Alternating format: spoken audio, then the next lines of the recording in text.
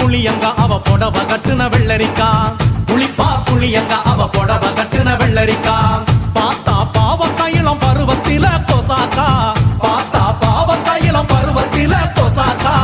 சோக்கா நடக்கும் போது சுத்த வேணும் பூசணிக்கா ஆத்தா கண்டெடுத்த அழகான ஜாதிக்கா புளிப்பா புளியங்க அவ புடவ கட்டுன வெள்ளரிக்கா புளிப்பா புளியங்க அவ புடவ கட்டுன வெள்ளரிக்கா